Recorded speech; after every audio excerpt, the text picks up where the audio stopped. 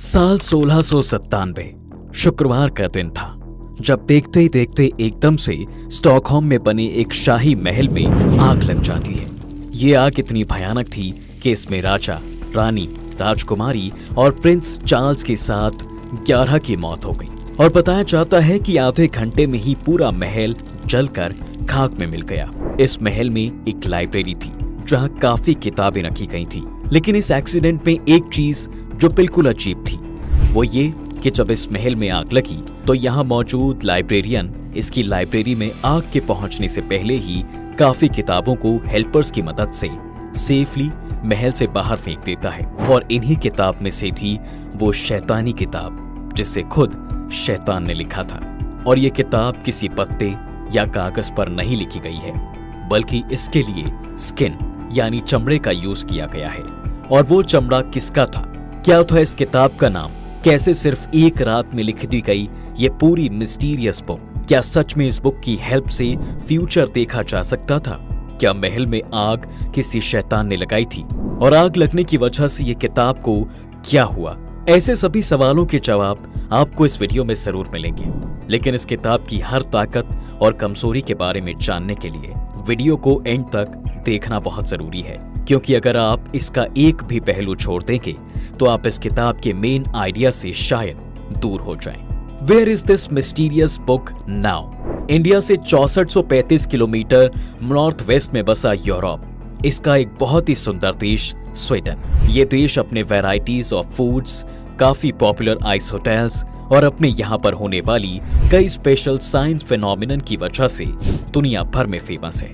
लेकिन पिछले कुछ समय से लोग एक मिस्टीरियस बुक में बड़ा इंटरेस्ट ले रहे हैं और शायद आपने भी इस किताब का नाम किसी वेबसाइट या यूट्यूब के वीडियो में जरूर सुना होगा। कई लोगों का कहना है कि ये दुनिया की सबसे मिस्टीरियस किताबों में से एक है, जिसे लोग डेविल्स बाइबल भी कहते हैं। वो स्वीडन की ही एक लाइब्रेरी में है। जी हाँ, वही किताब जिसे सिर्फ एक रात में लिख दिया गया था, और वो भी एक कोठरी के अंदर बैठकर। और इस किताब का नाम है Codex Gigas. How was this book written? लेकिन इस किताब को किसने और कैसे हालातों में लिखा, वो सबसे बड़ी मिस्ट्री है। दरअसल आज तक जितना भी सुनने और पढ़ने में आया है तो सब जनरली यही बताते हैं कि लगभग 13th सेंचुरी की बात है, जब बोहेमियन रूल में एक मोनेस्ट्री हुआ करती थी जिसका नाम था बेनेडिक्ट मोनेस्ट्री। और इसी मोनेस्ट्री में एक फेमस मंक हरमन था।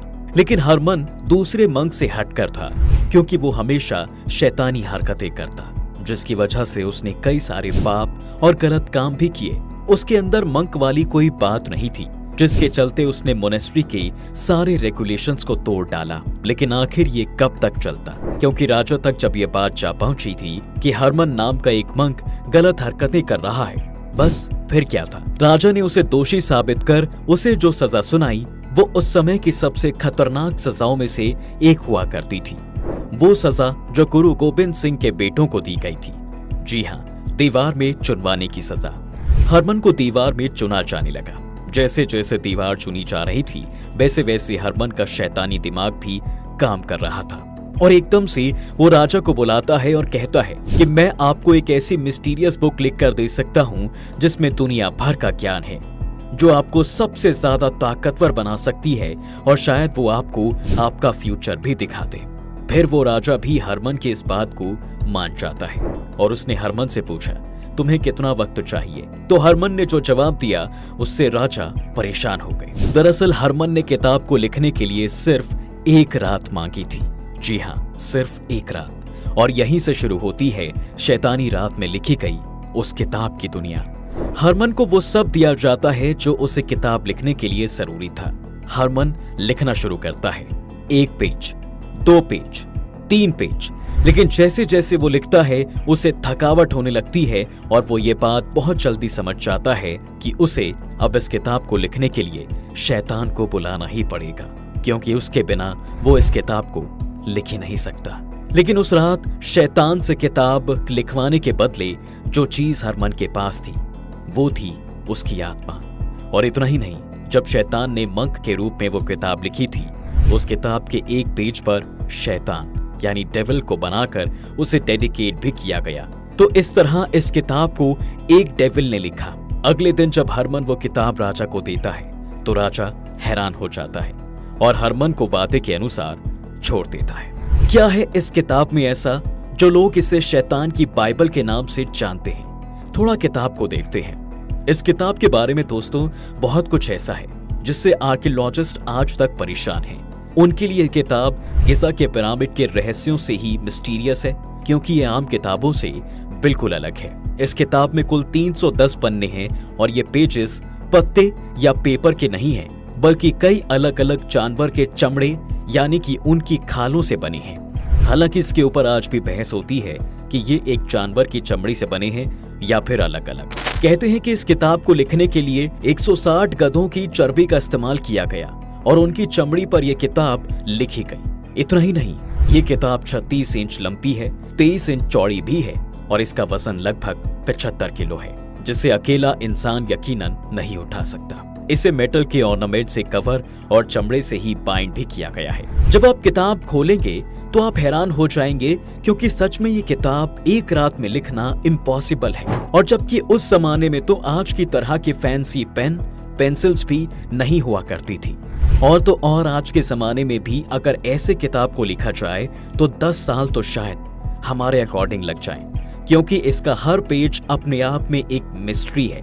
बताया जाता है कि इसमें दुनिया का हर वो ज्ञान है जो किसी भी आम इंसान के लिए जरूरी है, और ब्लैक मैजिक स्पेल से लेकर एक्सॉर्सिज्म तक और एस्ट्रोनॉमी से लेकर स्पेशल कैलेंडर तक इस बुक में लैटिन भाषा में लिखा हुआ है। इस बुक में जो सबसे अनयूजुअल और परेशान करने वाली चीज है दोस्तों, वो है उस शैतान की पिक्चर जो इस किताब में 290 पेज नंबर पर है, और इसमें डेविल को कलर भी किया गया है। ये कुछ वैसे ही लगता है जैसे OTT सीरीज असुर का मास्क बनाया गया था। लेकिन अगर आप ध्यान से इस पेज को देखोगे तो आप लेफ्ट पेज पर देखेंगे कि वहां भी आपको एक प्रेजेंटेशन दिखाई देगी जो स्वर्ग के बारे में बताती है, और यही इस बुक को समराइज भी करती है, क्योंकि इन 2 पेजेस का एक साथ होना और बीच में बुक का डिवीजन ये दिखाता है कि आपको जिंदगी में हमेशा सही और गलत में से एक को चुनना ही होता है, और फिर वही आपकी डेस्टिनी और फ्यूचर को डिसाइड करता है।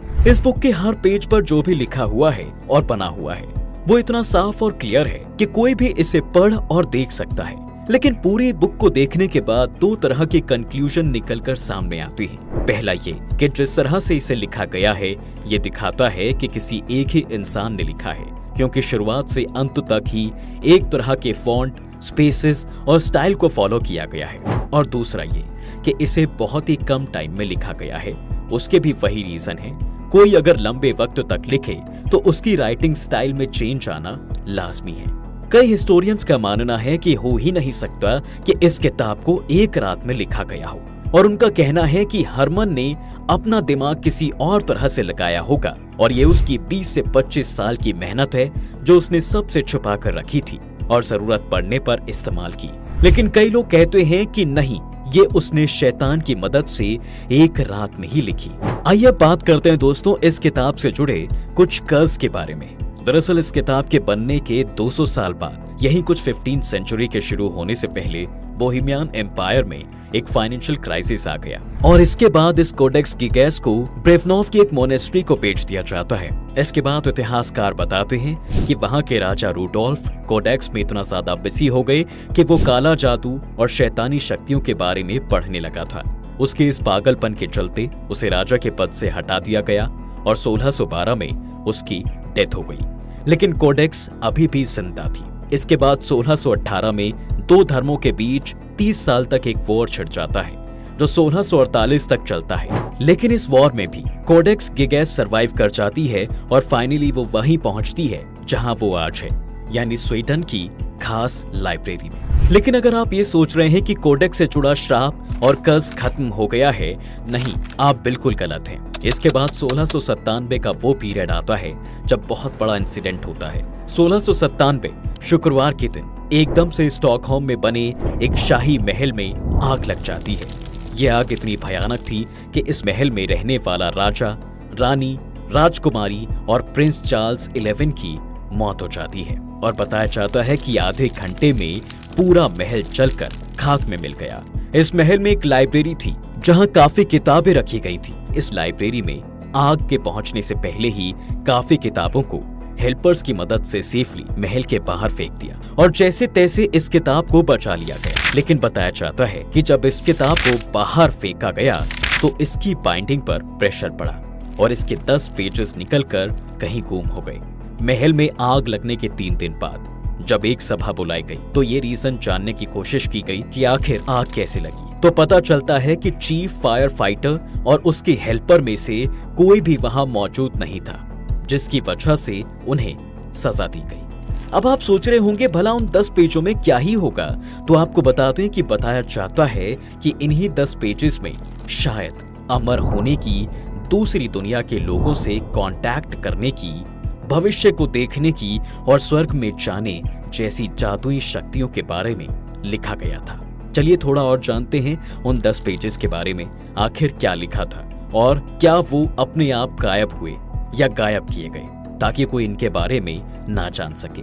कुछ मैन्यूस्क्रिप्ट पढ़ने वाले और एनालाइज करने वालों का ऐसा मानना है कि इसके 10 पेजेस गायब नहीं हुए बल्कि किए गए, क्योंकि बुक में और कोई भी पेजेस ढीले नहीं हुए हैं। आप में से यकीनन कई लोग जानना चाहते होंगे कि आखिर जेल से छूटने के बाद हरमन का क्या हुआ।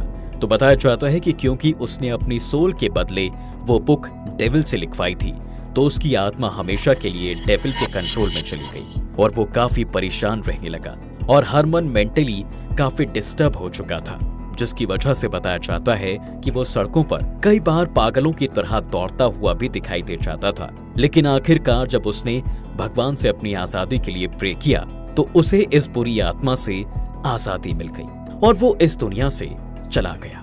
लेकिन यहाँ पर एक सवाल ये भी खड़ा होता है दोस्तों कि आखिर उसने कौन से पाप किए थे और उसने क्यों उस रात सिर्फ डेविल को ही चुना अपनी जान बचाने के लिए। हरमन सिर्फ फिजिकली ही नहीं बल्कि मन से भी पापी था। लस्ट से लेकर लालच ऐसी कोई चीज नहीं थी जो हरमन से दूर थी और उसकी इन्हीं सभी हरकतों की वजह से उसे सजा सुनाई गई थी। लेकिन भला उस रात उसने शैतान को क्यों चुना और उस शैतान ने किताब में क्या लिखा, थोड़ा इसके बारे में भी बात कर लेते हैं। तो कोडेक्स गिगैस में ऐसे कई छोटे छोटे एक्सप्लेनेशन दिए गए हैं जो इसके लिखने से कि अंतरात्मा की तरफ इशारा करते हैं। और ऐसा इसलिए क्योंकि अगर आप इस बुक को देखोगे तो पाओगे कि ये बाकी दूसरी तरह की सभी मैन्यूस्क्रिप्ट से काफी अलग है, जो साइज में काफी बड़ी है, जिसे बैठकर तो बिल्कुल भी नहीं पढ़ा जा सकता। इसे पढ़ने के लिए आपको इस किताब को किसी मेज पर रखकर इसके सामने खड़ा होना ही पड़ेगा और इसमें लिखे गए फॉन्ट इतने छोटे हैं कि आपको सिर को झुककर इस किताब को पढ़ना होगा। मतलब समझ रहे हैं आप? यानी एक ऐसी किताब जो आपको खड़ा होने पर मजबूर कर दे, वो भी सिर झुकाकर, और डेविल ने लिखी है तो इसका मतलब साफ है कि आपने डेविल के सामने सिर पहले ही झुका लिया। इसके बाद कई मैन्यूस्क्रिप्ट एनालिसिस करने वालों का मानना है कि शायद उस रात हरमन को ये बात पता थी कि उसने अपनी लाइफ में कोई अच्छा काम नहीं किया है, जिसकी वजह से भगवान उसकी सजाओं को माफ नहीं करेगा और उसने इसलिए राक्षस का सहारा लिया, जिसके बाद उस राक्षस ने उस किताब में स्वर्ग और नर्क को दिखाया।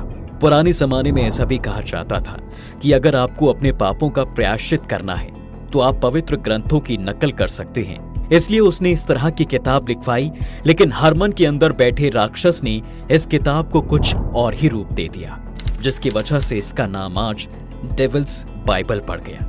लेकिन आप जानते हैं हरमन के मरने के बाद सीधा वो स्वर्ग गया था।